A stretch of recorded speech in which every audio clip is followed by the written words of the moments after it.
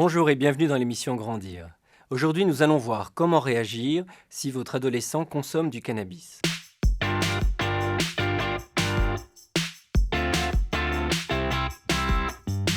Il faut savoir qu'aujourd'hui, un adolescent de 17 ans sur deux a déjà consommé du cannabis. Et pour un cinquième d'entre eux, cette consommation est presque régulière.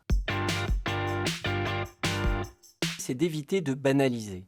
Même si vous-même vous avez déjà consommé du cannabis, même si vous considérez que finalement c'est pas plus dangereux que le tabac, alors prudence, le cannabis peut entraîner des troubles psychologiques, des troubles anxieux, des troubles dépressifs, des troubles intellectuels également à moyen terme.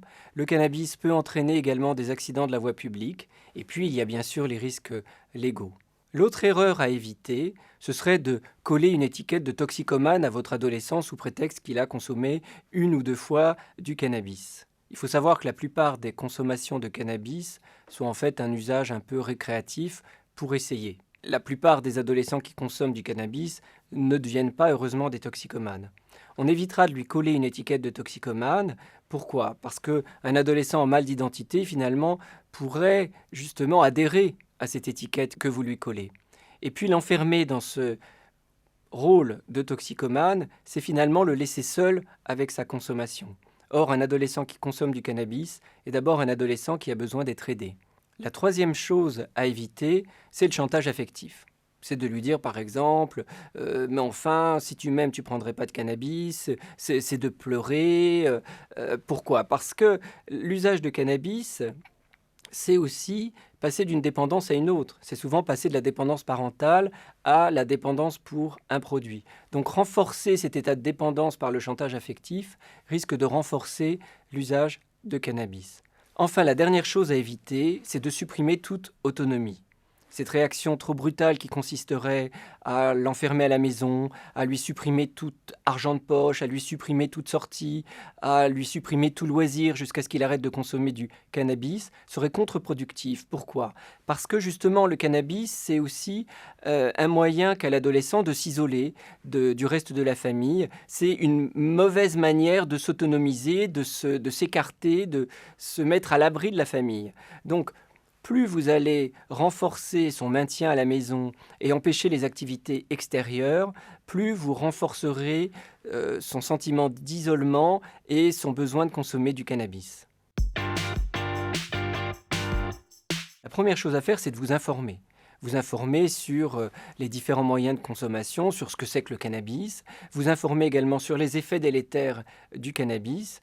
Et puis, essayez de comprendre chez votre adolescent qu'est-ce qui le pousse à consommer du cannabis ? Est-ce qu'il n'y a pas derrière ça des troubles anxieux ? Est-ce qu'il n'y a pas des troubles dépressifs ? Est-ce qu'il n'a pas eu un chagrin d'amour ? Est-ce qu'on n'est pas trop sur son dos ? Est-ce qu'il n'est pas préoccupé par les conflits familiaux ? Essayez de comprendre également sur un plan psychologique ce qui peut le pousser à s'isoler dans cette consommation, surtout évidemment si elle est régulière.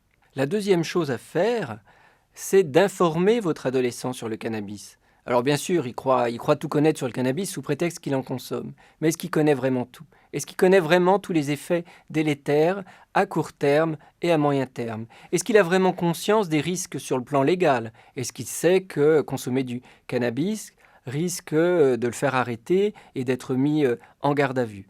Donc discutez de ça avec lui directement. Soit vous êtes certain que votre adolescent consomme du cannabis, soit vous soupçonnez. Mais dans un cas comme dans l'autre, il faut aborder le sujet directement. Soit il n'en prend pas et de toute façon c'est l'occasion de parler du sujet et de prévenir, soit il en prend et comme ça on peut dire les choses carte sur table. S'il vous dit qu'il n'est pas dépendant, eh bien mettez-le au défi d'arrêter d'en consommer au moins pendant un mois. On verra s'il en est capable. Parmi les autres conduites à tenir, on va interdire les deux roues. La mobilette, le scooter, voire prudence également sur le vélo s'il se déplace en vélo dans la ville. Il ne s'agit pas de le punir, mais il s'agit de lui faire prendre conscience qu'il y a des risques d'accident chez les consommateurs de cannabis, au même titre qu'il y a des risques d'accident chez les consommateurs d'alcool. Enfin, si vous avez l'impression qu'il y a une consommation régulière, il ne faut pas hésiter à consulter le médecin généraliste qui pourra l'informer des risques, qui pourra évaluer le niveau de dépendance et qui pourra l'orienter éventuellement vers un spécialiste, psychologue ou pédopsychiatre. parce qu'il s'agit d'abord de comprendre et de soigner les troubles psychologiques qui sont à l'origine de la consommation de cannabis, si celle-ci est régulière, que ce soit des troubles anxieux, des troubles dépressifs ou autres. Et puis, bien sûr, si la consommation est ancienne, de permettre un sevrage qui nécessitera peut-être une hospitalisation. Merci de votre attention et à la semaine prochaine.